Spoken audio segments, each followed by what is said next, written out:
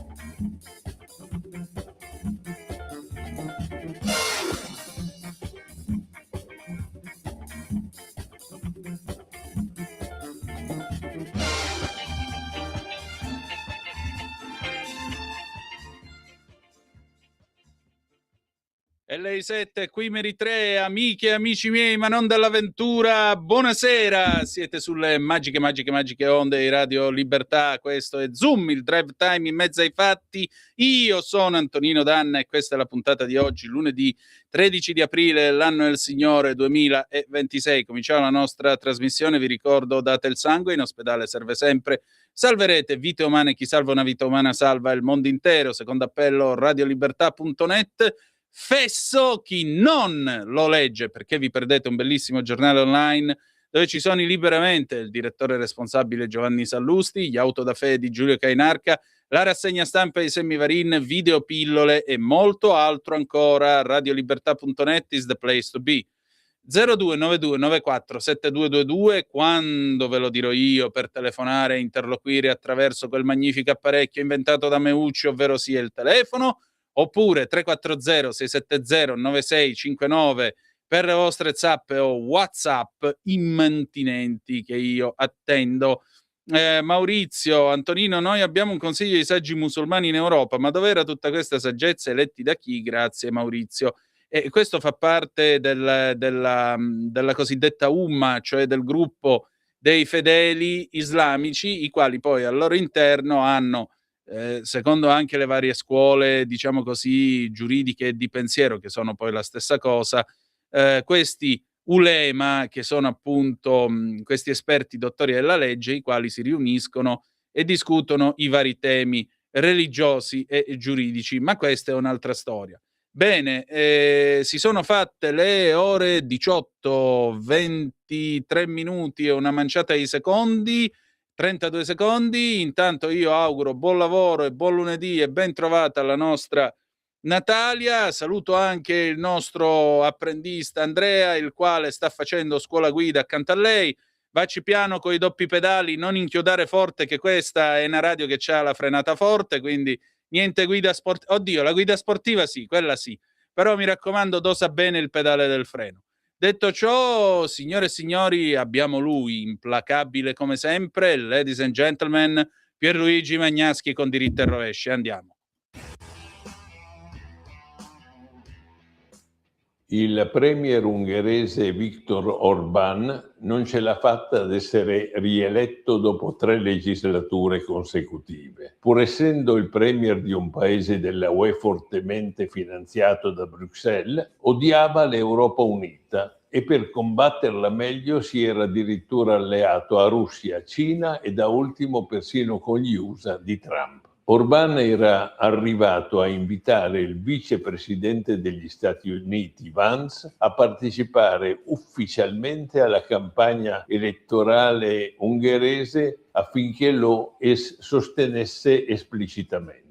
Nessuno in Italia, nemmeno nel 1948, quando pure alle elezioni era in gioco l'appartenenza o meno dell'Italia al mondo democratico occidentale, aveva mai pensato di invitare un vicepresidente degli Stati Uniti a fare una campagna elettorale politica in Italia. Orbán poi approfittava delle votazioni plebiscitarie che purtroppo sono in vigore in Europa per bloccare qualsiasi iniziativa che lui non condividesse. Con 9 milioni di abitanti, quindi, l'Ungheria e Orbán riuscivano a bloccare una comunità di 480 milioni di persone.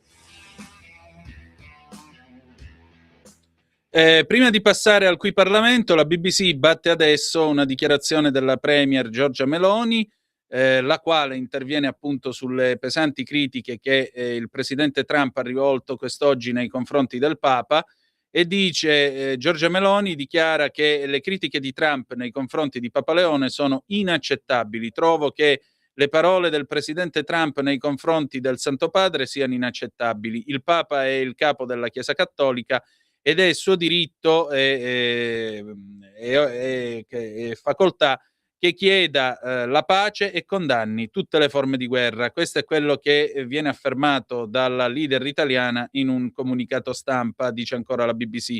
Sono parole che arrivano dopo il post notturno che Trump su Truth Social, il suo social network, ha dedicato nei confronti del Papa, definendolo un leader debole, soprattutto in tema di politica estera, e sostenendo che senza di lui non sarebbe in Vaticano.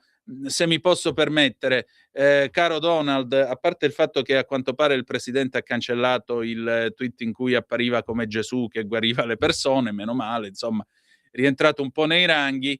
Ma caro Donald, perché tu lo sappia, chi governa la Chiesa non è la Presidenza degli Stati Uniti, ma lo Spirito Santo. Questo è quello che informa e che dichiara la dottrina cattolica, e da 2000 anni funziona così. Ma adesso Qui Parlamento. Qui Parlamento. E abbiamo questa sera con noi l'onorevole Nicola Ottaviani. Buonasera onorevole, bentornato. Buonasera a tutti voi, andiamo avanti. Allora, caro onorevole, questo PNRR, a che punto siamo? Allora, dunque, per quanto riguarda il PNRR, siamo arrivati ad un momento di svolta, ci mancherebbe altro. È chiaro che però mi permetta una brevissima parentesi, un brevissimo inciso su quello che è l'argomento anche di queste ultime ore, perché, come si diceva prima dai nostri microfoni, obiettivamente quello che sta avvenendo è un po' fuori dalle righe, è qualche cosa che quando verrà riletto, quando verrà soprattutto riesaminato dai cultori della storia, dagli storiografi, apparirà assolutamente stonato ed eccezionale. Ecco, noi continuiamo ad essere a favore dell'America, a favore del patto atlantico, e bisogna capire se però in queste ore forse lo stesso Trump è a favore dell'America o se non sta davvero causando anche a tutto il popolo americano, in primis ai conservatori americani con i quali abbiamo questo feeling che non possiamo certamente dissolvere, ecco, se tutto questo in qualche modo sta creando un minimo di attrito che si va poi a riverberare su quella che è la credibilità anche della stessa istituzione. La Chiesa non può essere messa in discussione laddove parla di pace, la Chiesa può essere messa in discussione magari quando fa politica durante quelle che sono le operazioni dei seggi elettorali, perché questo può essere anche avvenuto in passato, ma quando la Chiesa parla di pace, così come esattamente sta parlando di pace la Lega da tanto tempo, invocando i tavoli, invocando il dialogo, invocando il confronto, evitando di alzarsi dal tavolo dei negoziati, come invece all'epoca nel marzo del 2022 ebbe a fare lo stesso Luigino Di Maio, allora significa che c'è qualche cosa sicuramente da resettare. Passando adesso velocemente a quella che è la questione del nostro PNRR. Perché dico nostro PNRR? Perché qui dobbiamo sfatare un mito importante. Ogni tanto sentiamo i colleghi, non li possiamo definire certamente amici, ma insomma di rimpettai della sinistra nei banchi parlamentari o del 5 Stelle dire ma questo PNRR in realtà è un'invenzione, è un lascito, è un qualche cosa che abbiamo ottenuto grazie a Conte e compagni. Ecco, non è così. Il PNRR, soprattutto gli stanziamenti, vengono portati avanti a seconda di quelli che sono i parametri di crisi economica, finanziaria, anche sociale, e quando c'è stata quindi da parte dell'Unione Europea, da parte della Commissione Europea, la famosa quantificazione dello stanziamento, quello stanziamento vi è stato perché c'è stata una sommatoria di una serie di addendi che alla fine, tirando la linea, davano quel risultato, quel numeretto magico 194 miliardi di euro. Dobbiamo però precisare qualche cosa che spesso sfugge a coloro che si occupano della materia del PNRR. Di quei 194 miliardi, un terzo soltanto è a fondo perduto, quindi un terzo soltanto non va restituito, è una sorta di devolution che viene effettuata da parte delle casse europee, ma rispetto a che cosa? Rispetto alle nostre tasse, perché i soldi che vanno a Bruxelles e che vengono poi restituiti spesso a pioggia ai 27 paesi della comunità europea, e non è che vengono stampati dalla BCE, sono soldi che vanno a Bruxelles perché vengono inviati a Bruxelles da parte dei singoli paesi. Sta poi all'abilità dei singoli governi farli tornare indietro, impiegarli, rendicontarli e soprattutto utilizzarli in funzione di un interesse pubblico.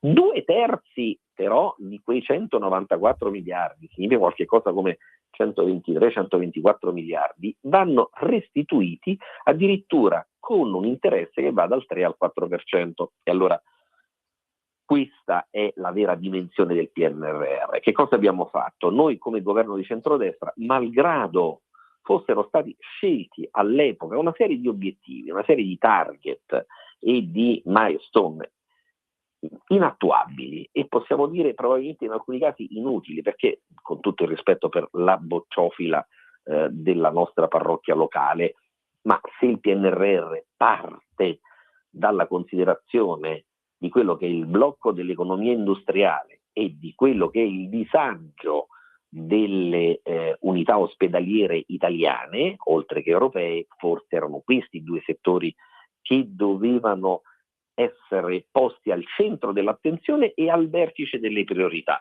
circostanza questa che non si è verificata quando invece al vertice delle priorità vennero inseriti degli obiettivi inutili o anche irrealizzabili. Noi che cosa abbiamo fatto? Abbiamo chiesto per 7 volte, abbiamo ottenuto per 7 volte dalla Commissione europea la possibilità di rinegoziare alcuni di quegli obiettivi, certo il piano non poteva essere stravolto, e volta per volta il nostro piano è stato riadattato e soprattutto è stato rinegoziato. Adesso siamo arrivati a circa il 65% degli obiettivi raggiunti, siamo il paese in Europa che ha impiegato più risorse. Questo significa tener fede a quello che è un profilo di continuità istituzionale, perché se ci fossero stati gli altri al posto nostro avrebbero detto no, guardate, vi restituiamo tutti i soldi perché in realtà chi è venuto prima di noi ha sbagliato completamente gli obiettivi, ha sbagliato i target, ha sbagliato le milestone, e quindi sostanzialmente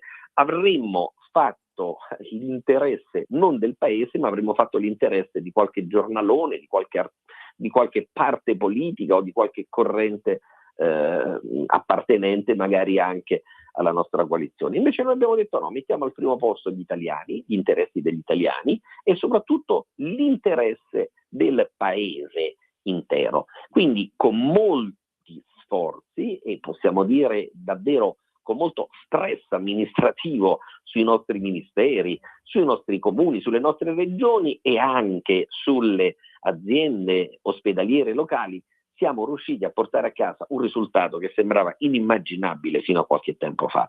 Mi permetto poi di aggiungere un ultimo elemento di valutazione. Ecco, qualcuno dice: ma noi siamo arrivati al 65% degli obiettivi realizzati, entro giugno dobbiamo cercare di arrivare al 100% o comunque ad una percentuale altissima, ancora più alta, quindi noi siamo appena, ci dice la sinistra, ci dice il 5 Stelle, il sesto paese comunitario su 27, mentre davanti a noi abbiamo ad esempio altri paesi che sono arrivati come la Francia all'80%. Beh, la differenza sta nel fatto che gli altri paesi, ecco, hanno chiesto al massimo 30 miliardi, o altri che si trovano ad aver realizzato l'85% hanno chiesto 1 miliardo, 1 miliardo e mezzo, stiamo parlando del Belgio, stiamo parlando dell'Olanda. È come se noi dicessimo: guardate che la gara sui 100 metri per coloro che corrono i 100 metri già è terminata, voi avete scelto di correre la maratona per i 40 chilometri, ancora siete al 35esimo chilometro. E ben venga, perché significa che abbiamo fatto più strada e soprattutto abbiamo scelto di far fare a questo paese, al nostro paese, più strada rispetto agli altri. Molto bene. Onorevole, in chiusura un'ultima domanda: quali saranno ora i suoi prossimi impegni? I prossimi impegni saranno quelli di cercare di cominciare a lavorare per tempo a quella che sarà l'ultima finanziaria prima delle politiche, l'ultima finanziaria che dovrà tener conto di quelli che sono i risparmi che in termini di taglio di costi inutili sono stati portati avanti, e soprattutto l'utilizzo di quelle che sono le risorse che sono state generate attraverso una gestione dell'economia del paese, grazie anche e soprattutto al ministro Giorgetti, quindi grazie soprattutto alla Lega, che darà la possibilità agli italiani di investire quelli che sono dei tesoretti che non sono stati però gettati giù come la manna dal cielo, che non sono stati trovati dietro l'angolo, ma tesoretti che provengono dalle riforme che sono state attuate e che sono in via di attuazione. Tra queste, è inutile dirlo, è chiaro che si punta molto sull'autonomia differenziata, perché è giusto che le regioni virtuose, le regioni che più lavorano, abbiano di più come disponibilità, ma soprattutto abbiano maggiori possibilità di riconvertire le proprie disponibilità, non maggiori disponibilità rispetto alle regioni del sud, anzi l'esatto contrario. In più è anche giusto e anche corretto che grazie a quella che è stata una pacificazione fiscale portata avanti nel corso degli ultimi anni, ricordiamo anche l'ultima rottamazione della Quinques, sia cambiato il rapporto tra il cittadino e l'erario. È giusto che l'erario proceda nell'esigere quelle che sono le proprie spettanze, quindi quelle che sono le proprie competenze di carattere tributario, ma anche giusto che il cittadino che ha volontà di rimettersi a posto, di rimettersi in regola, dopo aver passato notti infernali durante il Covid o durante le ultime crisi finanziarie di carattere strutturale e mondiale, se il cittadino chiede allo Stato: voglio rimettermi in regola, voglio essere partecipe dello sviluppo e della coesione sociale del paese, è giusto che lo Stato gli dia questa possibilità, perché non è solo l'interesse del cittadino, è l'interesse del paese intero. Molto bene, io la ringrazio e al piacere di risentirci presto. A voi tutti e ai nostri ascoltatori. Buona Lega. Grazie ancora. Pausa e poi torniamo con Toto Cutugno, Figli del 1987. A tra poco. Qui Parlamento. Stai ascoltando Radio Libertà, la tua voce libera, senza filtri né censure, la tua radio.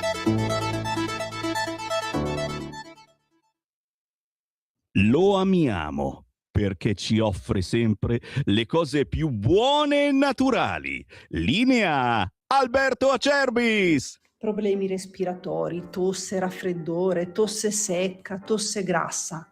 Abbiamo il prodotto che ti può aiutare. Bronco Free, la soluzione bevibile alla bava di lumaca, timo, verbena, altea, papavero e marrubio. Un insieme di erbe e di prodotti che aiutano a sciogliere il catarro e a favorirne l'espettorazione in maniera naturale. La tosse è un meccanismo espulsivo naturale che il nostro organismo mette in atto quando all'interno delle nostre vie respiratorie entrano virus, entrano batteri, entrano sostanze che il nostro organismo ritiene dannose.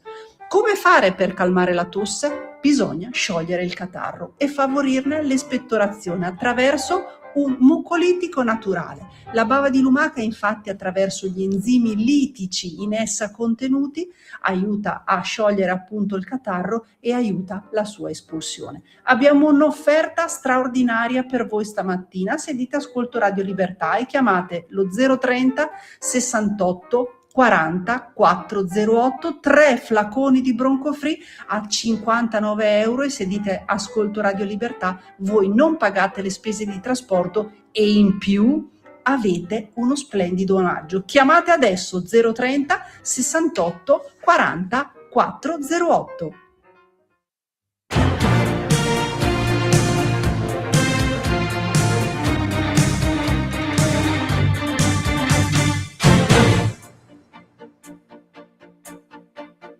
Figli innamorati che ti svegliano di notte e non ti fanno dormire. Figli spaventati dalla droga, violentati che si lasciano morire. Figli ormai lontani, come sudano le mani quando suonano la porta. Figli delicati, sempre in casa coccolati, ma il domani che scoperta.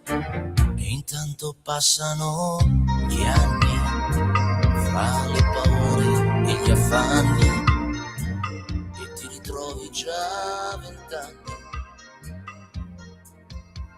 Figli della moda, la pubblicità ci frega e poi ci veste tutti uguali.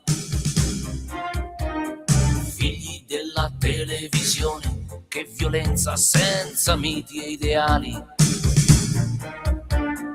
Figli dei potenti, belli, giusti e intelligenti, che non sprecano sudore. Figli della povera gente, con la speranza di un futuro migliore. E intanto volano gli anni, fra i sogni e gli affanni, già 30 anni, e un figlio nascerà, di colpo la tua vita cambierà, l'aiuterai nel suo confuso cammino, ma non potrai cambiare il suo destino. Crescerà, e poi da grande si innamorerà, camminerà da solo la sua storia e chiede a Dio soltanto un po' di gloria. Figli della guerra, case e chiese giù per terra, tetto fatto di stelle. Figli russi americani, col potere fra le mani, rischiamo tutti la pelle. Figli del 2000, bianchi e neri tutti in fila per un secolo migliore. Figli della pace, dai cantata a piena voce una canzone con il cuore. E intanto volano gli anni, fra le promesse e gli inganni, e ti risvegli già 30 anni, e un figlio nascerà, di colpo la tua vita cambierà, l'aiuterai nel suo confuso cammino, ma non potrai cambiare il suo destino. Crescerà, e poi da grande si innamorerà, camminerà da solo la sua storia e chiedi a Dio soltanto un po' di gloria. Nascerà, di colpo la tua vita cambierà, l'aiuterai nel suo confuso cammino, ma non potrai cambiare il suo destino. Crescerà,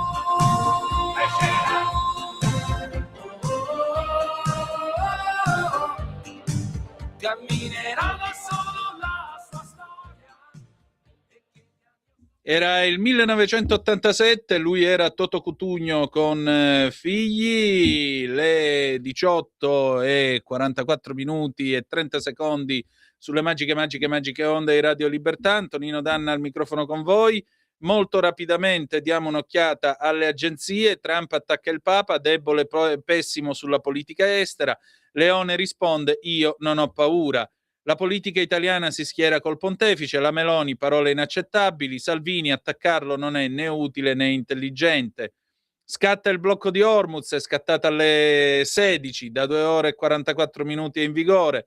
Trump, chi lo viola sarà eliminato, Starmer in Libano, bombardamenti devastanti. Magyar, le elezioni in Ungheria, pronto a parlare con Meloni, Italia partner chiave, da Mosca niente congratulazioni. Ancora diamo un'occhiata al BBC. Trump ha postato adesso su Truth dicendo che 34 navi hanno attraversato ieri lo stretto di Hormuz, che ad oggi è il numero più alto da quando questo assurdo blocco è cominciato. La BBC non è in grado di verificare le affermazioni di Trump, ma si apprende che a breve ci sarà una conferenza stampa straordinaria alla Casa Bianca. Un'ultima occhiata anche a Iran International. Le Nazioni Unite, in particolare il capo economista della FAO, Massimo Torero, dice che una crisi prolungata nello stretto di Hormuz potrebbe dare là a una catastrofe mondiale dell'agri-food. Perché? Perché il problema è che mancherebbe la fornitura non solo di energia ma anche e soprattutto di fertilizzanti, il che porterebbe troppo in alto il prezzo del cibo e naturalmente questo ridurrebbe non poco i raccolti. Questo è quello che afferma la FAO. Ma adesso passiamo al nostro ospite di questa sera, il professor Francesco Pira, sociologo. Prendiamo le mosse per parlare di figli, come diceva la canzone di Toto Cutugno, prendiamo le mosse da quanto successo nel weekend, questo povero padre di famiglia appena 47 anni che è stato pestato dal branco e ucciso. Sapete che ci sono stati 3 fermi, un minorenne e 2 maggiorenni. Io ho cercato di provare a trovare una chiave di lettura di tutto questo con il professor Pira, che è un sociologo. State a sentire che cosa mi ha detto lui. Vai pure Natalia, grazie. E allora è tornato a trovarci perché francamente abbiamo bisogno di uno che ci dica, che ci tracci un pochettino la mappa del delirio in cui ci troviamo con i nostri ragazzi. È tornato a trovarci uno che i ragazzi li conosce bene perché è il professor Francesco Pira, sociologo. Professore, allora, buongiorno intanto e bentornato. Grazie per l'invito. Allora, io parto da questa notizia qua che abbiamo sul Corriere della Sera di questa mattina, eccolo qui. Il Corriere della Sera, aggredito da un gruppo di ragazzini, ucciso in strada davanti al figlio undicenne. Massa, il cognato gli aveva chiesto di non lanciare più bottiglie, 3 fermati per omicidio, 5 indagati. Di chi stiamo parlando? Stiamo parlando di Giacomo Bongiorni, carpentiere, 47 anni appena, ucciso sabato sera in piazza Palma a Massa, di fronte al figlio di 11 anni e alla compagna, e i carabinieri hanno eseguito 3 fermi, quindi sono fermi, non arresti. Ionut Alexandru Miron, 23 anni, Eduard Alin Karatasu, 19 anni, entrambi originari della Romania, finiscono in galera assieme a uno studente italiano di 17 anni. La comunità rumena è sotto shock, alcuni genitori escludono che questi ragazzi coinvolti facciano parte di una baby gang vera e propria. Il dolore della conduttrice e collega Francesca Fialdini, che dice: era un mio compagno di classe, sapere che Giacomo Bongiorni sia morto a causa di una violenza degenerata messa in atto da ragazzini è doloroso doppiamente. Ecco, questo si somma il 13enne che ha accoltellato e c'è mancato poco che l'ammazzasse la professoressa di francese. 13enni o comunque adolescenti che riescono a preparare attacchi neonazisti informandosi sul dark web, eccetera, eccetera. Ma che cavolo sta succedendo ai nostri ragazzi, professore? C'è anche l'intelligenza artificiale Sì, che vabbè. ha spiegato a un tredicenne di Palermo che anche se lui faceva una rapina non gli succedeva nulla perché gli ha raccontato che non era punibile, quindi lui si è armato di pistola a giocattolo e è andato a fare una rapina alle poste dopo che il padre l'aveva accompagnato a scuola. Sta accadendo qualcosa di molto pericoloso, sta accadendo che purtroppo le famiglie non hanno più controllo sui loro ragazzi. Quando noi sentiamo testimonianze di genitori che dicono così con tranquillità: io non sapevo che mio figlio tenesse un coltello nello zaino, quando dobbiamo mettere i metal detector nelle scuole per evitare che si portano armi, quando le armi sono facilmente acquistabili sul dark web e questi ragazzi già molto giovani accedono al dark web che molti adulti nemmeno sanno che cos'è.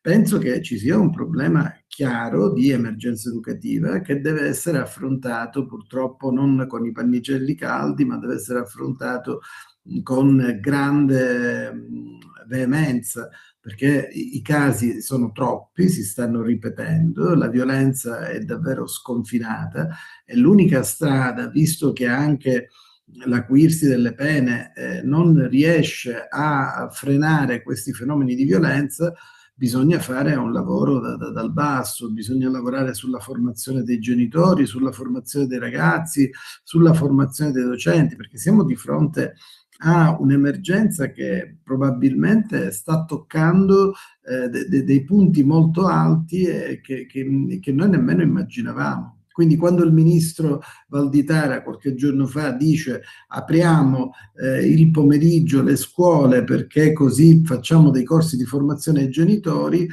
è esattamente quello che io provavo a dire nel mio ultimo libro La buona educomunicazione, in questo saggio in cui spiego che sta succedendo qualcosa di grave, che i genitori sono spariti dai radar, che l'importanza è garantire ai figli il massimo dell'agiatezza, il massimo della protezione, però non riuscire più a dare delle regole, e tutto questo deve essere in qualche modo affrontato, considerando che poi sono sparite anche tutte quelle che chiamavamo agenzie educative, perché gli oratori sono chiusi o soffrono, gli stessi gruppi scout, azione cattolica, non riescono più ad avere quell'impatto fortissimo e trascinante che avevano prima, e quindi sparendo le agenzie educative, sparendo le strutture formative, si crea questa totale concessione delle proprie ore alla rete, e quindi c'è questo spirito di emulazione fortissimo verso le serie televisive, verso quello che troviamo sui social network, nei video, ed è qualcosa di incontrollabile. E aggiungerei anche un'altra cosa. Mi sembra che, tornando all'episodio di Massa, cioè qui c'è gente che in piena notte si sta divertendo a tirare bottigliate contro un negozio. Due adulti che intervengono e dicono ragazzi smettetela, e quelli anziché dire ci scusi, insomma, finirla lì, andarsene, li menano. Non ho capito il senso della reazione, perché? Forse questa...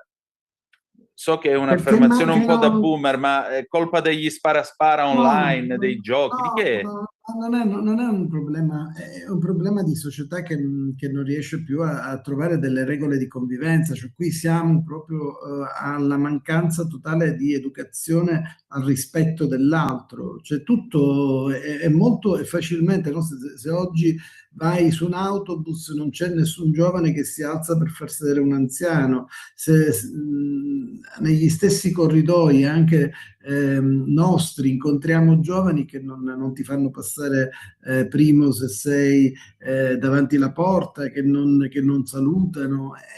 È un po' questa impostazione di testa sul telefonino, e tutto il bene possibile arriva dallo smartphone e arriva certamente omologato, deciso dalle piattaforme, deciso dagli algoritmi. Anche la stessa musica che ascoltano è una musica che poi ha dei video corrispettivi dove c'è un'induzione alla violenza, un uso della violenza che è spropositato. E quindi tutto questo esempio, no? Se noi facciamo un grande salto indietro, io ricordo che quando cominciai a fare i primi studi sulla televisione i criminologi di Chicago dicevano che i ragazzini, soprattutto nelle periferie, che vedevano la TV violenta erano portati poi a diventare delinquenti e criminali. Stiamo parlando degli anni 70-80, figuriamoci oggi con questo gettito di violenza che noi troviamo in tutto. Cioè, oggi siamo arrivati al punto che i luoghi di vacanza sono diventati luoghi dove ci sono stati gli omicidi, dove ci sono stati i delitti eccellenti. Tutto questo ci deve far riflettere non solo su un'onda di cattivismo della nostra società, ma anche su qualcosa che sta diventando incontrollabile. Poi il rapporto genitori-figli, lo sfaldamento della famiglia, questa mancanza di autorevolezza da parte dei genitori che magari conservano l'autorità ma perdono l'autorevolezza, questa idea di genitori elicottero che devono fare arrivare come gli elicotteri, salvare i figli e poi ripartire, accudirli, tenerli nell'abbandaggio, e poi va a finire che questi figli non riescono ad essere più capaci di affrontare le situazioni e quando non le sanno affrontare pensano che anche la violenza sia un gioco, perché poi una delle conseguenze, secondo me, che noi rileviamo di questa ondata di violenza è legata anche a questa idea di iperrealtà, di non saper più distinguere quello che è virtuale, quello che è reale, quello che è giusto e quello che è sbagliato. E invece uno dei principi anche costituzionali è quello che per stabilire una convivenza civile tutti dobbiamo fare qualcosa, anche essere delle persone responsabili. E se un adulto ti rimprovera non c'è bisogno che prendi un coltello e lo ammazzi. Qui stiamo parlando proprio della mancanza di convivenza civile. Certo, questo sicuramente. Resta un fatto, questi un giorno saranno degli adulti. Che adulti saranno? Perché questa è gente che si prenderà in alcuni casi cura di noi quando saremo anziani e non potremo più badare a noi stessi. A proposito, ora viene fuori questo autista d'ambulanza, insomma, che pare si sia vantato di aver fatto morire alcuni vecchietti e mi è piaciuto, lo rifarei. Ma che senso ha? Ma perché la vita fa così schifo agli occhi di qualcuno? Ma perché noi non abbiamo coltivato il valore della vita? È un valore fondamentale che quando noi eravamo piccoli i nostri genitori, i nostri nonni, insomma, in qualche modo ci trasmettevano, perché loro avevano vissuto, per questo è importante mantenere la memoria, loro avevano vissuto l'esperienza della guerra, no? In cui avevano un'esperienza che gli aveva permesso di capire che si moriva per poco e si moriva soprattutto anche per delle situazioni che erano incontrollabili, come la fame, come attraversare una strada, e la vita valeva davvero molto poco. Allora loro, consci di quell'esperienza, consapevoli di quello che avevano perso anche in termini di affetti, cercavano di trasmetterci. Io ricordo che mio nonno, che era un maresciallo di polizia, per cui insomma aveva tutti i suoi chiaramente tutti i suoi valori di legalità molto alti, però mi trasmetteva proprio questa idea, insomma mi faceva questi racconti di guerra per farmi capire quanto era importante la vita. Se noi oggi non riusciamo a trasmettere dal punto di vista della memoria, anche, cioè, se oggi un ragazzino si suicida perché non ti mettono il like sui social, o perché l'intelligenza artificiale ti dice va bene, se sei depresso ammazzati, allora evidentemente noi adulti non siamo stati capaci di trasmettere quello che è il valore della vita. Che cosa significa mettere al mondo un figlio, no? Anche l'idea che oggi in famiglia si uccide molto di più di quanto uccide la criminalità organizzata. Questo ci deve far capire che non stiamo più dando valore alla vita. Quando c'è un figlio che ammazza i genitori perché si deve prendere l'eredità o perché si deve prendere 20.000 euro in banca, evidentemente c'è qualcosa che non torna. Quindi sicuramente nella trasmissione dei valori qualcosa è saltato, e quindi andiamo dietro alle mode, andiamo dietro a quelle che sono le spinte, perché se un autista di ambulanza, che dovrebbe avere anche un codice deontologico molto preciso, ma che fa anche un tipo di lavoro che è una scelta di vita, non è un lavoro come fare l'impiegato del catasto, dell'agenzia delle entrate, quindi sai perfettamente che tu ti occupi di vite umane, non puoi divertirti a dire sì, li ho ammazzati prima. Quanto sulla cosa che dicevamo prima, che questi ragazzi saranno quelli che si occuperanno di noi, io penso che noi, se saremo fortunati, avremo dei robot, dei robot diciamo umanoidi che ci assisteranno, perché io credo che anche in questa perdita di valori ci sia anche il rispetto verso le persone anziane, che certamente i SIU ritenevano saggi da tenere ben salvaguardati. Noi non credo che abbiamo molto rispetto verso gli anziani, verso la considerazione di queste persone, probabilmente perché non siamo stati, cioè noi non siamo riusciti a educare i nostri figli al rispetto che noi avevamo per i nostri genitori e per i nostri nonni. Questo sicuramente. Da dove si riparte? Soprattutto, come si fa a costruire degli adulti più responsabili? Perché, ripeto, questi un giorno saranno adulti. C'è una sola strada, io l'ho indicata, è quella della formazione, è quella della creazione di una coscienza, perché poi oggi il nostro nemico è anche il messaggio che passa attraverso l'intelligenza artificiale. Cioè, se noi non spieghiamo a un ragazzo di 13 anni che anche se lui non è punibile, certe cose non le deve fare, e poi lui invece va su ChatGPT e ChatGPT gli dice no, ma tu fino a 14 anni anche se fai reati non ti succede nulla.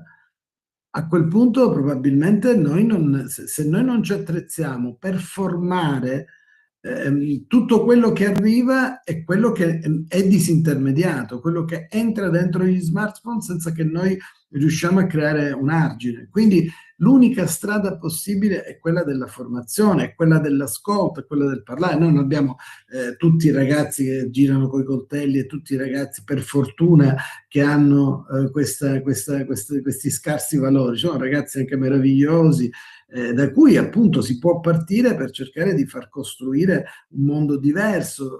Consideriamo anche una cosa, che noi adulti, proprio per questo tono saccente che abbiamo, supponente, giudicante, molto spesso non riusciamo a far arrivare i messaggi che invece arrivano facilmente da un Instagrammer, da un influencer, da qualcuno che sa come comunicare attraverso la rete. Ecco, io penso per esempio a un intervento immediato che va fatto, perché ci sono decine, centinaia di ragazzine che per coltivare un fisico perfetto entrano nel tunnel dell'anoressia. Anche quello, anche chi crea dei gruppi su come non bisogna mangiare, su come bisogna vomitare, su WhatsApp, certamente non sta facendo un lavoro che è meno violento di chi va in giro con un coltello, perché comunque poi diciamo la soluzione finale è uguale, è quella della morte. Quindi noi dobbiamo occuparci dei nostri ragazzi e lo dobbiamo fare cercando di capire come entrare nel loro mondo, come entrare in comunicazione con loro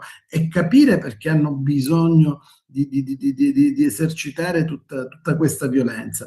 Io credo che l'insegnamento che è arrivato da questa serie televisiva che si chiama Adolescence, che non per nulla è stata la più vista nel mondo e la più premiata nel mondo, è una serie che ci fa capire, che ci dà proprio una risposta rispetto anche ai temi di cui stiamo parlando. Noi non conosciamo più i nostri ragazzi, noi non sappiamo perché un tredicenne che il padre accompagna a scuola deve andare a fare una rapina alle poste. Cioè, ma qual è il senso di questa cosa?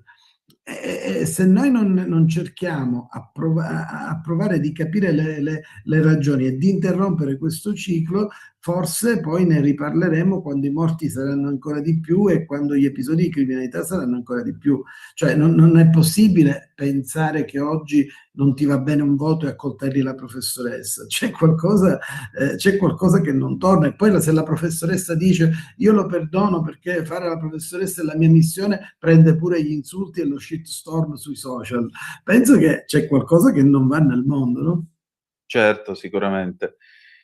Professore, in tutto questo i ragazzi all'università, a lezione, i ragazzi che lei incontra nei convegni e così via, cosa le dicono?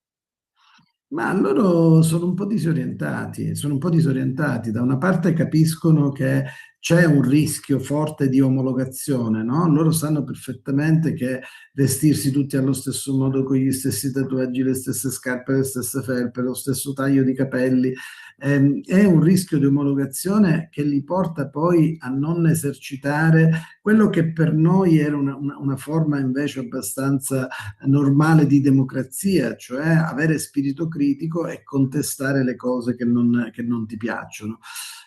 Oggi questa cosa è il vero rischio, cioè loro non hanno capito fino in fondo che chi gestisce le piattaforme sta cercando di avere un controllo del mondo, e questo è molto vero, perché quando ci sono dei ricchi che diventano sempre più ricchi e dei poveri che diventano sempre più poveri, il sistema, questo non lo dico io, lo dice anche Bill Gates, è un sistema forte di disuguaglianza. Quindi la proiezione, la paura che loro vivono, l'ansia che loro vivono è di disuguaglianza, ma anche di indifferenza. Loro insomma hanno questa sensazione di parlare e non essere ascoltati. Io con tantissimi ragazzi e ragazze mi dicono: io con i miei genitori non riesco a parlare, loro non mi capiscono, loro non mi ascoltano, loro non hanno tempo. Ecco, questa secondo me è la grande preoccupazione. Noi dobbiamo invertire quella tendenza, cioè se due genitori si separano e decidono di farsi le loro vite rispettive, devono però sapere che hanno una responsabilità, che è quella di aver messo al mondo un figlio. Questa idea di deresponsabilizzazione in tutto quello che facciamo è la cosa che sta segnando i nostri tempi.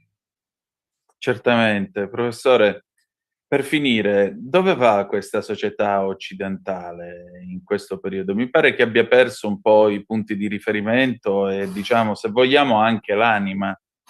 Sì, sì, sì, io proprio stamattina ne parlavo in un'intervista.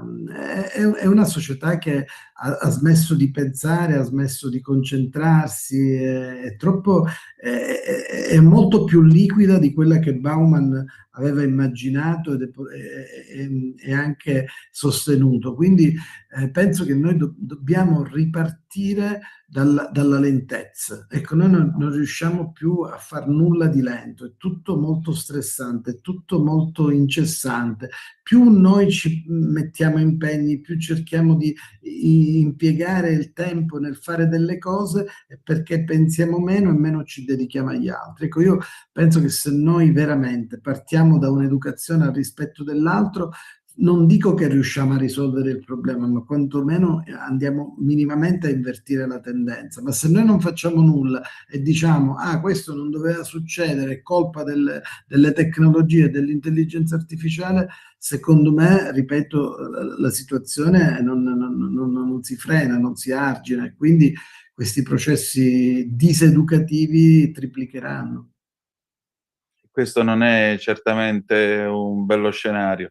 No, non è un bello scenario, ma non è nemmeno uno scenario che non si può cambiare. Cioè noi ci possiamo lavorare, dobbiamo lavorarci, ma se diciamo che tocca a qualche altro, allora è già una partita persa, insomma. Ognuno di noi deve fare un pezzo di strada e deve fare la sua parte. Non possiamo più permetterci di delegare ad altri quello che dobbiamo fare noi. Io lo dico come educatore, cioè noi non possiamo andare a riscaldare la sedia e a prenderci lo stipendio. Noi dobbiamo fare il nostro lavoro e occuparci che i nostri ragazzi escano al meglio, magari anche con qualche lezione in meno e con qualche conoscenza in meno, ma con la consapevolezza che noi abbiamo trasmesso dei valori che sono dei valori importanti. E questa è una speranza sulla quale dobbiamo concentrarci. Grazie. Grazie a voi. Sempre più liberi con La tua radio è il nuovo sito che mette in prima pagina opinioni, firme, notizie, uno sguardo nuovo e originale sui fatti che ci circondano. Il nuovo quotidiano online, semplicemente radiolibertà.net.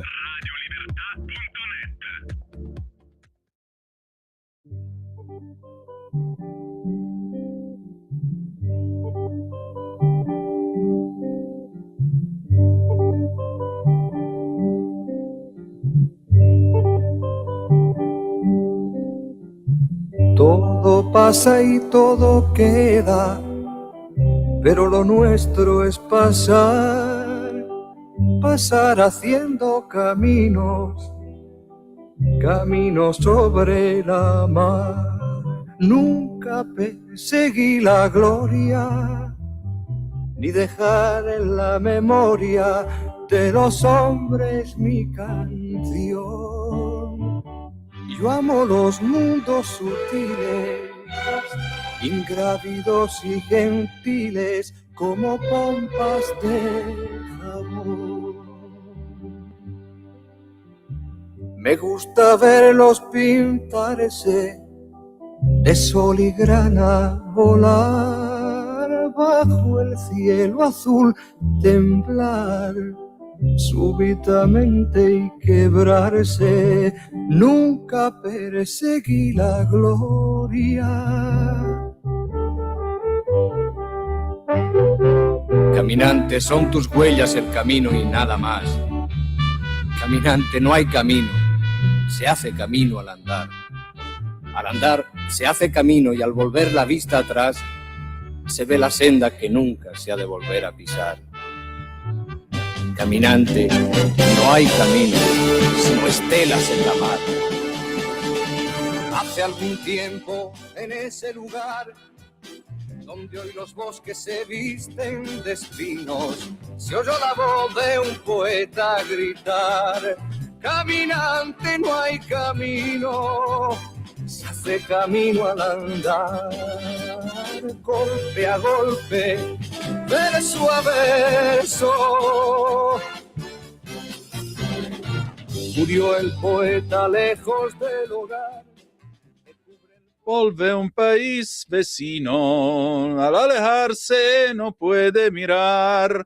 Caminante, no hay camino, se hace camino al andar, eccetera, eccetera. Questo era Juan Manuel Serrat, Cantarés del 1969, con i versi dell'immortale Antonio Machado. Cosa vuol dire? Che è giunto il momento, signore e signori, alle 19, 11 minuti e 14 secondi sulle magiche onde di Radio Libertà, di contare i passi della nostra Carla De Bernardi. Prima però di cominciare questo cammino di Assisi, perché abbiamo chiuso il cammino di Santiago nella scorsa puntata e oggi intraprendiamo quello di Assisi. C'è anche un bellissimo libro della nostra Carla De Bernardi, edito da Mursia, che potrete trovare e che vedrete anche nel corso del faccia a faccia di questa sera.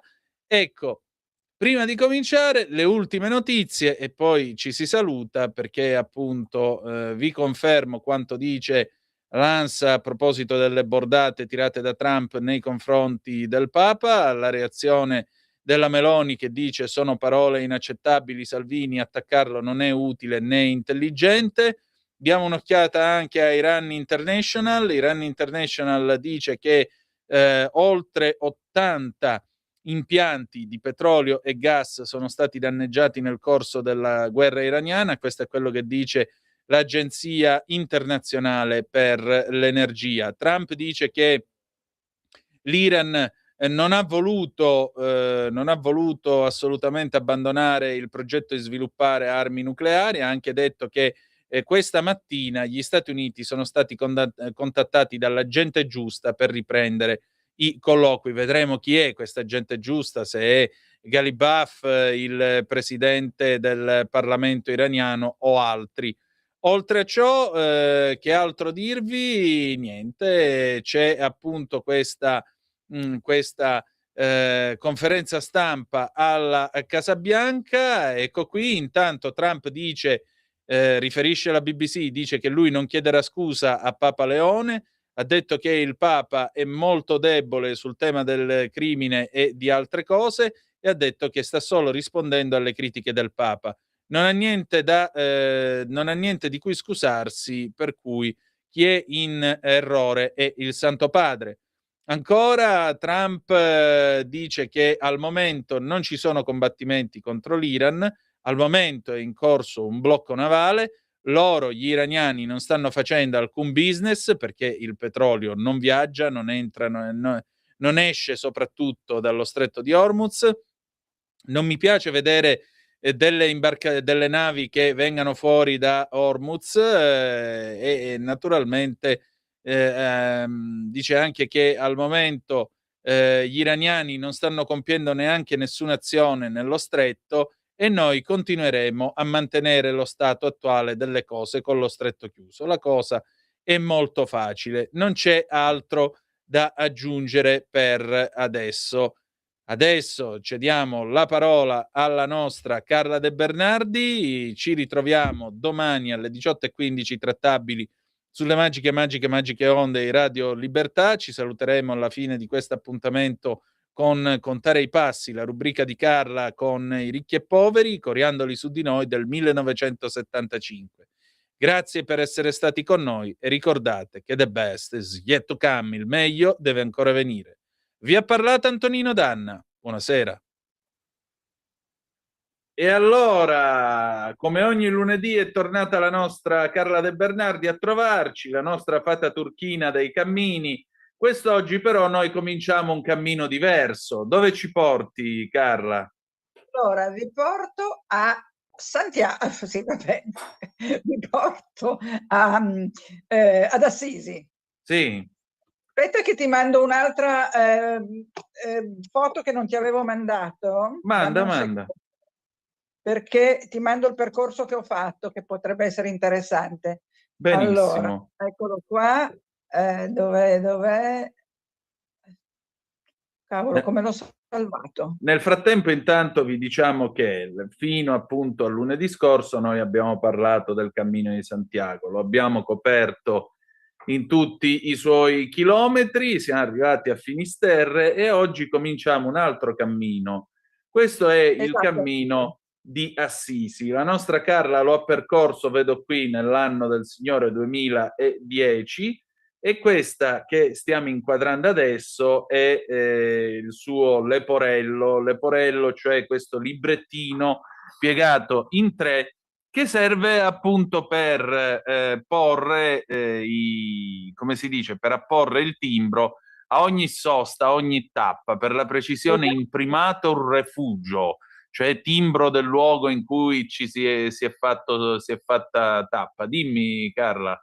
Sì, hai detto bene. Vedi che c'è un fraticello a forma di croce tau che danza. Non so se lo riesci a vedere. Sì, si vede. Lo sappiamo, Eccoli era qui. Eccola qua.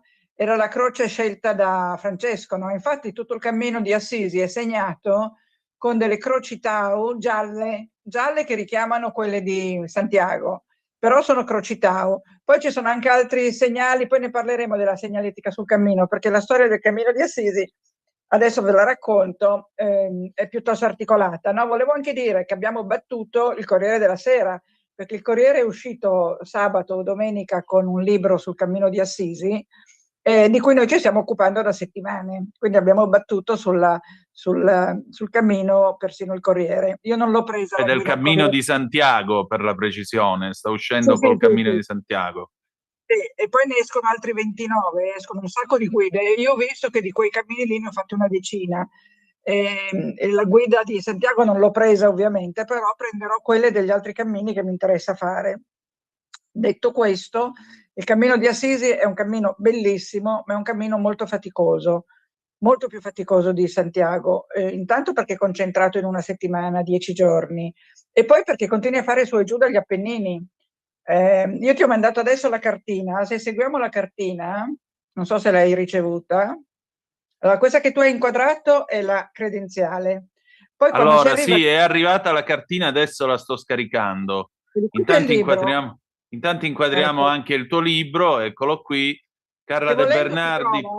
Volendo è ancora in libreria, cioè in libreria bisognerà ordinarlo perché ha i suoi annetti, però è ancora reperibile. Ecco qua la cartina. Ecco la cartina. Allora, la cartina, come vedete, è molto interessante perché fa vedere tutte le tappe. Da dove io sono partita? Io sono partita da Monte Paolo d'Ovadola, lo vedi in alto a sinistra? Sì, lo vedo, è qua su in alto, sulla strada per Forlì, tra l'altro, vedo.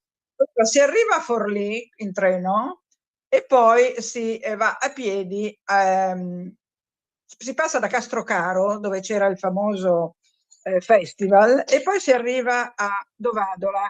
Dovadola è un paesello molto carino. Aspetta, perché ci arriviamo, perché poi nel mio libro su Assisi c'è anche una breve storia del camminare che magari poi mi piacerebbe raccontarvi. Sì. Eccolo qua. Sì, noi siamo andati allora, noi abbiamo fatto un gruppo di 8 persone, dovresti averlo il gruppetto. Allora, il gruppetto, vediamo un po' se lo becchiamo. Questa è la vostra partenza e questi siete voi, ruspanti, pronti a partire. Ecco, e questi siamo noi proprio immortalati, non mi ricordo da chi ci siamo fatti immortalare, perché vedi che a destra ci sono anch'io, perché abbiamo proprio detto vogliamo immortalare il primo passo, perché il primo passo è il primo passo di qualsiasi cammino. Cominci con un passo, è come il primo respiro, no? Il primo respiro quando vieni al mondo, prima non avevi respirato, cioè il primo respiro inizia la tua vita, e il primo passo di ogni cammino, adesso non mi ricordo chi l'ha detto, ma tipo l'ha detto qualche saggio cinese, ha detto appunto che ogni cammino comincia con il primo passo. Per la precisione lo disse Mao, dice ogni marcia da 10.000 chilometri comincia sempre con un passo. Ecco, vabbè, dimentichiamoci di Mao per il momento. E comunque non c'è mai l'ultimo passo, questo voglio dire. Il cammino non finisce mai, quindi c'è il primo passo, ogni volta c'è un primo passo, ma non c'è mai la fine, perché quando arrivi, sei arrivato per modo di dire, perché poi ripartirai. E se non ripartirai sarà per motivi vari, ma ti dispiacerà sempre non essere ripartito. Io ho veramente gli scarponi che scalpitano perché vorrebbero mettersi in marcia. Detto questo, le strade di Assisi sono più di una, e questo è il motivo per cui noi abbiamo scelto Dovadola. Dopo ti spiego perché. Perché i cammini per Assisi sono parecchi, a parte che vogliamo ricordare prima di tutto la marcia della pace Perugia-Assisi, no? Che aveva, qui non ho immagini, ma l'aveva fondata Capitini, il quale era un pacifista, il quale diceva la cosa più importante che secondo me va detta sulla pace, che lui diceva: se vuoi la pace, prepara la pace, si vis pacem para pacem. Invece tutti dicono si vis pacem para bellum, e lui ha capovolto il senso di questa frase. E secondo me capovolgere il senso delle frasi delle volte è molto interessante. Ti faccio un altro esempio. Ho un'amica psicanalista, come sai io divago, no? Sì. Un'amica psicanalista che mi ha spiegato che non bisogna dire la mia libertà finisce dove comincia la tua, perché se hai libertà non finisce semplicemente. Quindi la mia libertà inizia dove inizia la tua, non finisce dove inizia la tua, perché sennò che libertà è se può avere una fine? E questo secondo me è un po' una lezione da imparare rispetto a tutte le ovvietà che infestano la nostra vita, no? Allora, appena si parla di libertà, dice la tua libertà finisce dove comincia la mia. Un cavolo! Catone diceva voglio vivere libero tra uomini liberi, non voglio essere libero a scapito degli altri. Essere libero a scapito degli altri vuol dire farsi i fatti propri, semplicemente. Quindi torniamo al cammino. Ci sono diversi cammini, noi abbiamo scelto quello da Dovadola, però c'è questa, vabbè, il cammino della pace che io ho fatto una volta sola, va detto, e poi c'è il cammino di Assisi, di cui passò Francesco, che è il primo cammino di Assisi. L'ha fatto una persona straordinaria che si chiama Angela Serracchioli, che aveva ad Assisi anche un ostello che si chiamava La Perfetta Letizia. La Perfetta Letizia sappiamo che è una delle manie, per così dire, di San Francesco, no? Che bisogna vivere in perfetta letizia. E anche questo contrasta con tutto un sacco di luoghi comuni, no? Sì. La Perfetta Letizia di Angela era un rifugio meraviglioso, sincretico, dove c'era anche un dojo dove meditare, e lei era veramente fantastica. Poi lo vedremo quando arriviamo ad Assisi, però gliel'hanno fatto chiudere, perché lei era andata in collisione con i i frati della chiesa di Assisi, Santa Maria degli Angeli, che è quella alla base del paese di Assisi, dove c'è la Porziuncola, che è la capanna, chiamiamola così, dove morì Francesco, dove volle morire Francesco, e che è stata inglobata, mangiata proprio dalla basilica di Santa Maria degli Angeli, che è una basilica molto imponente, molto, come dire, maestosa, che contrasta completamente con la Porziuncola e contrasta completamente con quello che voleva Francesco, cioè la semplicità. vedremo come alla sua morte vinsero quelli che volevano, che non erano quelli che erano d'accordo con lui, quindi vinse Sì. la fazione, se così si chiama chiamarla, di quelli che volevano fare di Francesco un culto, e per questo culto hanno fatto la Basilica di Santa Maria degli Angeli, che è bellissima, ma nulla ha a che vedere con il francescanismo, se posso Sì, chiamare con così. la povertà francescana, è vero. Povertà, i precetti di Francesco che sappiamo erano povertà, come si chiama, obbedienza, e qual era il terzo? Celibato, no, quali erano i tre Povertà, precetti? castità e obbedienza. Questi sono Appunto. i voti che fanno i frati. Esatto, castità, io l'ho chiamata celibato, ma si intende castità, esatto. E sono anche i voti che fanno le clarisse, perché tu sai che le clarisse, Santa Chiara era amicissima di Sì. Francesco, e Francesco le permise di fondare un ordine che avesse gli stessi precetti che erano stati poi accolti da un papa. Vabbè, ma poi la storia di Francesco la vediamo la prossima volta, se vuoi. Sì. Oggi parliamo appunto dei vari cammini.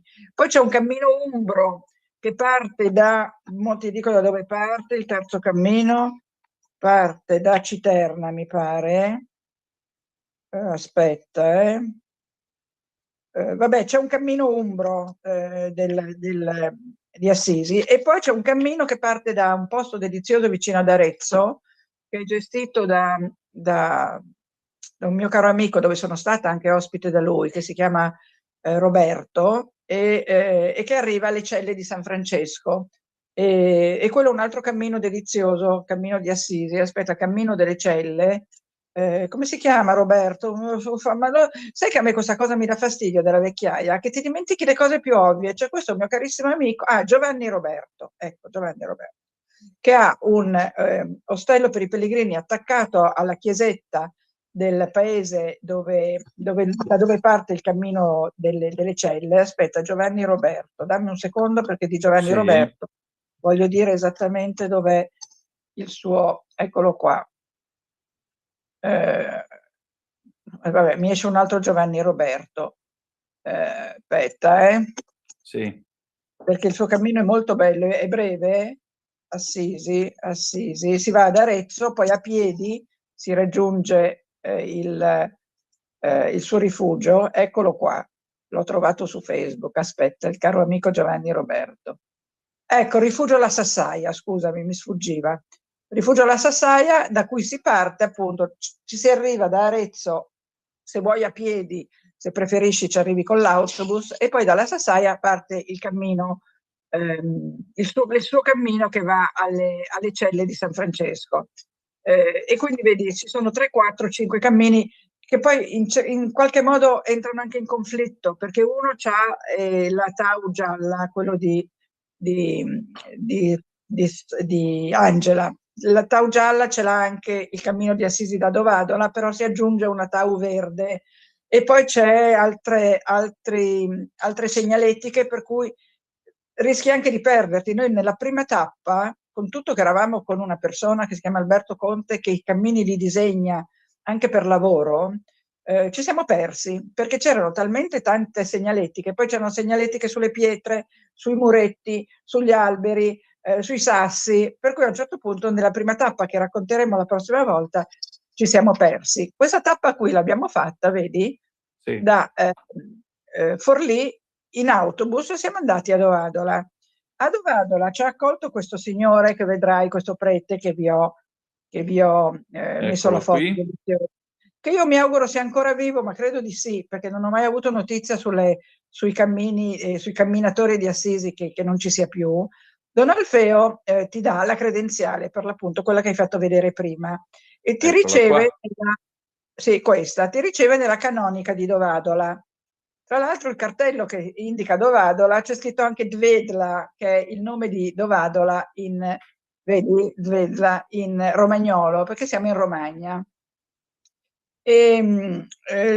Dovadola è un piccolo paese antichissimo, costruito dai Longobardi, si dice, poi ha tutta la sua storia, come tutti i paesi, attraverso vari signori, e nel XIII secolo diventa conte di Dovadola Marcovaldo dei Conti Guidi, capostipite della famiglia di Guido Guerra, per nomina dell'imperatore Enrico IV. Quindi fece un castello che già c'era, un castello medievale, lui l'ampliò. E questa signoria durò fino a quando Dovadola divenne fiorentina, per poi tornare in provincia di Forlì, perché a un certo punto, negli anni 20, Mussolini cambiò i confini. Sì, sì. Quindi Dovadola, che era in Toscana, passò in Romagna, dove è tuttora. La prima tappa, appunto, vedi, dove da Dovadola a Montepaolo. Allora lì ti ho messo anche la foto di un mio amico che viaggiava con noi, che aveva uno zaino molto Eccolo particolare. qui, se si portava anche mezza casa appresso faceva prima. Esatto, tu pensa che quell'ombrello è l'ombrello dei, come si chiamano, i maremmani, i pastori maremmani, quelli Niente di meno. Niente di meno, pesantissimo, di legno, col manico rosso enorme, quando lo apri è un ombrellone di tela pesantissima e lui se l'è portato dietro tutto il tempo. Considera che tutti i camminatori sanno che non devi appendere niente alla zaino, perché tutto quello che appendi si muove e ti porta via energia. Quindi lo zaino deve essere fatto in modo da essere lungo e stretto, appoggiare sui fianchi e essere fatto in un certo modo. Poi magari un giorno lo vedremo, con le cose pesanti in una posizione, quelle leggere in un'altra. Direi che quelle pesanti vanno sotto, se non mi ricordo male. Comunque non devi appendere fuori niente, perché più roba appendi e più perdi velocità. L'unica, diciamo, come si chiama, eccezione è quando hai della roba bagnata che non sei riuscita a far asciugare la sera prima negli ostelli, allora poi la appendi fuori dallo zaino con delle spille o con delle mollette in maniera che si asciughino mentre vai. E questo succede, è successo anche a me di girare con le calze appese, però è l'unica eccezione che fai, perché se no veramente invece lui appendeva l'ombrello, appendeva il cibo, appendeva le scarpe e poi portava sempre con sé, era fantastico. Lui e un altro che si chiama Giovanni, di cui ti parlerò la prossima volta, sì. portavano sempre il vino. Loro non potevano sopportare durante le tappe di non avere il vino. Considera che il cammino di Assisi non è come il cammino di Santiago, che tu ogni 5 km, 3, 2, 7 hai un rifugio, un ostello, un bar, un ristorante. Tu nel cammino di Assisi devi fare 25 tappe da una all'altra e non hai niente in mezzo, perché sei sugli Appennini, sei nei boschi, sei nelle foreste camaldolesi, quindi per arrivare devi farti 25 chilometri. E quindi si partiva con le scorte. Ma mentre tutti noi ci portavamo acqua e cose così, lui e il Giovanni si portavano un bottiglione di vino da 1,5 litri. Certo, niente perché di poi meno. perché erano generosi, quindi non si portavano il vino solo per sé, si portavano il vino per tutti e quando si arrivava e si faceva picnic, perché si facevano solo picnic, ti assicuro che era molto piacevole che loro avessero il bottiglione di vino, eravamo tutti molto contenti. E va bene, allora Don Alfeo ci dà la credenziale, è stato molto carino Don Alfeo, perché vedi che ha un viso spiritoso, non so se lo si vede. Aspetta un attimo che lo riprendiamo, il nostro Don Alfeo, sì, molto spiritoso.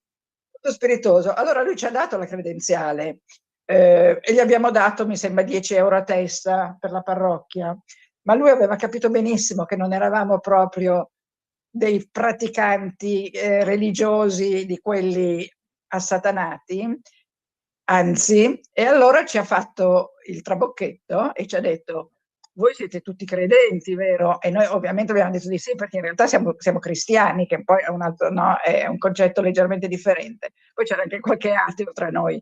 E allora recitiamo tutti insieme il Padre Nostro. E quindi, volenti o nolenti, tutti abbiamo recitato il Padre Nostro. Giusto Di così. Dovadola va detta una cosa importante. A Dovadola poi ci ha portato a vedere, ci ha detto: venite in chiesa con me, e ci ha portato a vedere la tomba, il sepolcro di Benedetta Bianchiporro. Ah. Ecco, perché Benedetta Bianchiporro, che è una venerabile, quindi che è la santa della Vespa, la chiamano, o sbaglio?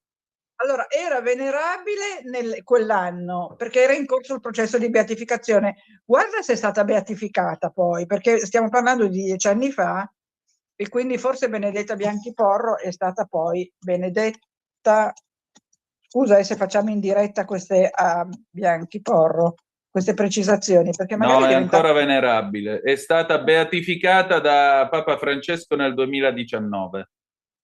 Ah, quindi adesso è santa. Sì. Ecco, allora era solo venerabile, perché lei era molto malata e affrontò la malattia con grande coraggio, senza mai vacillare nella fede, cioè non si è mai arrabbiata, non ha mai dubitato, no? Di lei qualcuno ha detto una frase molto molto bella che ti leggo: una creatura nuova è apparsa nella storia, una di quelle che cambiano misteriosamente il mondo. E appunto riposa nella chiesa di Sant'Andrea, attaccata alla canonica, al rifugio per meglio dire, non alla canonica, al rifugio. E la chiesa di Sant'Andrea fu fondata addirittura dai monaci cluniacensi nell'anno 1000, dopodiché è stata rimaneggiata come tutte le chiese e adesso ha un aspetto rinascimentale toscano, perché Dovadola era in Toscana. Ci sono degli affreschi del Cinquecento, insomma è una chiesa importante la chiesa di Sant'Andrea. Tra l'altro la Benedetta Bianchi Porro, io l'ho poi ritrovata a Sirmione, perché Benedetta Bianchi Porro ha abitato a lungo a Sirmione. Ecco, lei aveva una malattia, adesso non mi ricordo che malattia avesse, aspetta che guardiamo anche questo, Benedetta Bianchi Porro. Infatti è morta a Sirmione addirittura, e quindi quando io sono andata a lavorare a Sirmione, che ci ho lavorato per ben 10 anni, quando sono arrivata a Sirmione non la conoscevo ancora, ma poi sono andata a Dovadola, quando sono tornata a Sirmione dopo essere stata a Dovadola, il fatto che Benedetta Bianchi Porro avesse vissuto e fosse morta lì era una coincidenza interessante. Vediamo di che cosa, ecco, lei studiava medicina,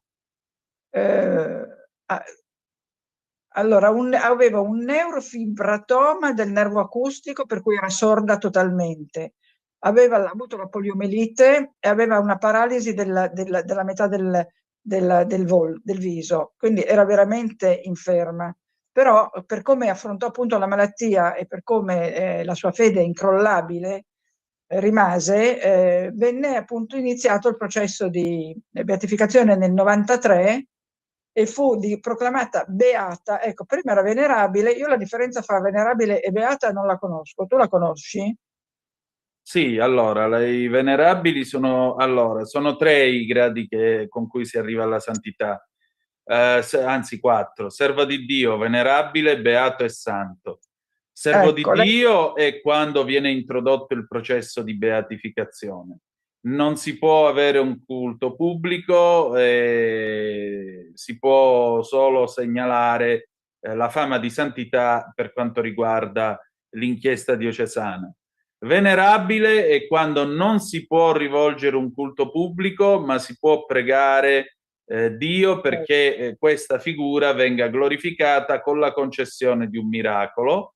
Dopodiché, se c'è il miracolo e viene riconosciuto ovviamente dalla Chiesa, allora si diventa beati. In quel caso il culto diventa pubblico. Con un secondo miracolo si può diventare santi. E poi esiste la canonizzazione equipollente, cioè la fama di santità è tale che la Chiesa riconosce questa santità senza bisogno di miracolo e quindi uno può diventare santo o beato anche senza miracolo. Ma in questo caso i miracoli c'erano. Ok, ma quindi Benedetta Bianchi Porro è beata, quindi le manca di... Però la si può pregare, la si può portare in processione, le si possono rivolgere delle suppliche e così via. Quindi è il primo grado. Se fa un altro miracolo diventa santa. Ok, benissimo. E che miracolo aveva fatto? Ora non me lo ricordo, mi pone una domanda da $1.000.000. Però... Ti mando la foto del suo sepolcro, che non te l'ho mandata. Sì. Ecco.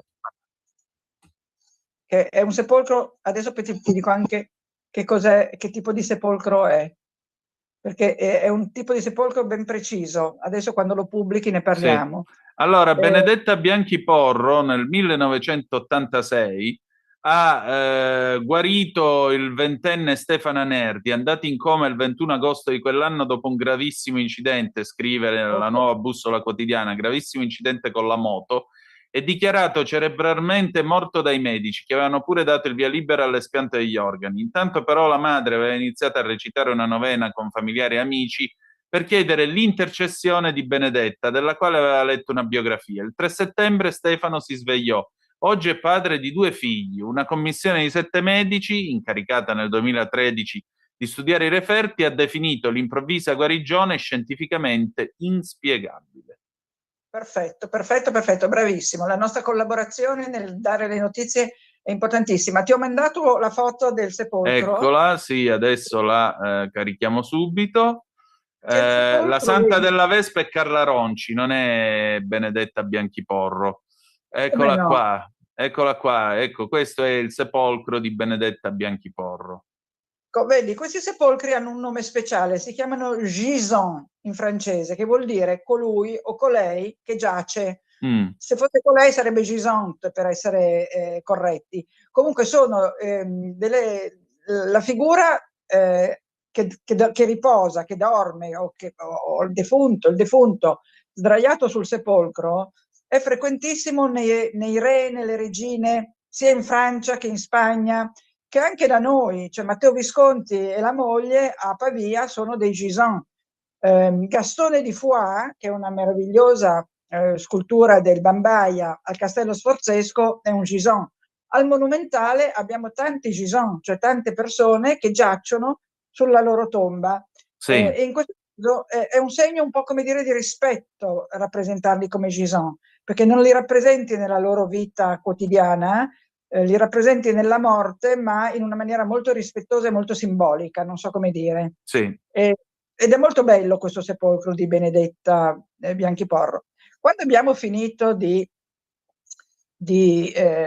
pregare con Don Alfeo e di andare a trovare Benedetta, siamo andati a mangiare, perché come sai, io lo dico sempre, alla fine delle passeggiate la cosa più bella è sedersi tutti a tavola in maniera conviviale e in maniera francese. In quel caso non avevamo fatto un tubo perché eravamo arrivati in autobus, però ci sentivamo lo stesso di andare a mangiare, e Don Alfeo ci ha mandato alla trattoria del Giglio, e Don Alfeo aveva ordinato già per noi, aveva ordinato gnocchi fritti, con prosciutto crudo, carne e verdure alla griglia. In Romagna si mangia lo gnocchi fritti. Vino rosso, tutto per 10 euro, 12 euro. Dopodiché siamo andati a dormire in questo piccolo ostello che aveva 2 stanze in comune. Noi eravamo in 8, come hai potuto vedere, e la mattina dopo siamo partiti per andare per fare la prima tappa, che è, come vedi, dov'è? Io me la sono persa, ma tu ce l'hai? La prima tappa Dovadola, Rocca San Casciano. No, aspetta, la prima tappa è Dovadola, Montepaolo, no? Ah. Eccola. Dovadola, sì, eccola qua. Vedi, Forlì, Montepaolo, Dovadola. Cioè da Dovadola siamo andati prima che a Rocca San Casciano, che è la prima vera tappa, ma ci siamo fermati a Montepaolo. Sì. Montepaolo, che cosa ha di importante? Montepaolo è molto importante, perché a Montepaolo si incrociano la via di Francesco, questa, e la via di Sant'Antonio, che arriva da Padova. Perché Montepaolo era l'eremo dove Sant'Antonio trascorse una buona parte della sua vita. Era un eremita. Cosa successe a Sant'Antonio? Successe che a un certo punto c'era qualcuno, un frate che doveva fare una predica in chiesa, ma questo frate, per qualche motivo che non mi ricordo,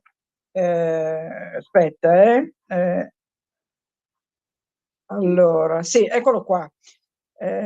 Intanto lui andò a Coimbra, su ordine di San Francesco, insomma era andato in Marocco, era andato a Coimbra, però a un certo punto, sì, c'era il capitolo generale della Porziuncola, e Sant'Antonio fu il sostituto di chi doveva fare la predica, perché quello che c'era, erano tutti partiti, erano tutti andati dopo questo raduno per come si chiama, il capitolo della Porziuncula, erano partiti tutti. E quindi c'era solo Antonio a Montepaolo, che era lì a fare le sue preghiere eremita, e un frate che si chiamava frate Graziano decise di andarselo a prendere e di fare a lui la predica nell'eremo di Montepaolo. E quindi lui fece una lunga predica in latino se non ricordo male, sì, esatto, e quindi si capì che aveva un talento assoluto per la predicazione. Tu sai che Francesco non voleva che i suoi seguaci predicassero e ha dato il permesso di predicare solo a Sant'Antonio. E a Sant'Antonio ha dato anche il permesso di leggere dei libri, perché per San Francesco si doveva leggere solo la Bibbia, non potevi leggere altri libri. Quindi Sant'Antonio come discepolo prediletto, chiamiamolo così, anche se poi c'erano gli altri discepoli che lui amava molto, di cui poi parleremo, e che sono sepolti con lui ad Assisi, Sant'Antonio poteva predicare e poteva leggere dei libri. Poi Sant'Antonio, poi lo mandò, poi San Francesco lo mandò a combattere l'eresia catara in Francia, poi tornò indietro, insomma, poi alla fine morì, ti dico quando morì Sant'Antonio. Allora fu anche primo guardiano del convento di Le Puy-en-Velay. Le Puy-en-Velay è una delle 4 partenze del cammino di Santiago dalla Francia. Vedi che Quindi tutto si tiene. Tutto si tiene. Lui fu anche guardiano del convento di Le Puy-en-Velay. Dopodiché, vabbè, vediamo cosa succede. Niente, a un certo punto il nostro Antonio partì per una missione diplomatica nel 1231, soggiornò a Campo San Piero, 13 giugno 31 capì che non gli restava molto da vivere e chiese di essere riportato a Padova, da dove parte la via del Santo, quindi da Padova verso Montepaolo parte la via di Sant'Antonio, che appunto è stato in giro per un sacco, perché è stato a Coimbra, è stato in Marocco, è stato a San Puyo-Velay, è stato in parecchi posti, e poi alla fine torna a Padova per morire e lì è sepolto. Direi che è sepolto a Padova. Sì, ovviamente lì, al Ecco. Santo, Esatto. alla Basilica, io ci sono stato. Ecco, e quindi ci siamo fermati a Montepaolo, abbiamo fatto la prima tappa a Montepaolo e poi abbiamo proseguito per Rocca di San Casciano, che è stata la prima vera tappa. E poi ci siamo persi per andare a Premilcuore, poi te lo racconterò, ci siamo persi. E allora Carla, direi che come prima tappa siamo già ben partiti e ben lanciati. Che dire di più? Io voglio mostrare ai nostri ascoltatori la copertina del tuo libro, lo trovate da Mursia, Carla De Bernardi, tutte le strade portano ad Assisi. Io ti ringrazio come sempre, insomma, prossima puntata si va oltre. Sì, voglio solo dirti quello che la dedica del mio libro, a parte che l'ho dedicata ai miei figli e vabbè, non importa quello, e poi ho riportato una poesiola di 4 parole che ha scritto Santina, che era una delle ragazze, delle signore che è partita per Assisi con me.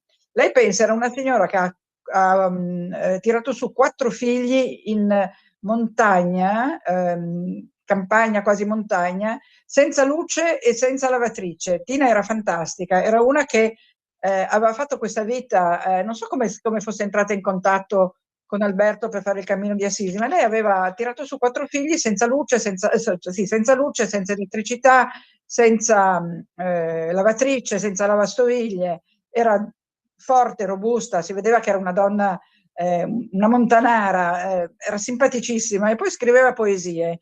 E le ho chiesto il permesso di usare questa perché è molto carina, sono 4 righe, poche parole.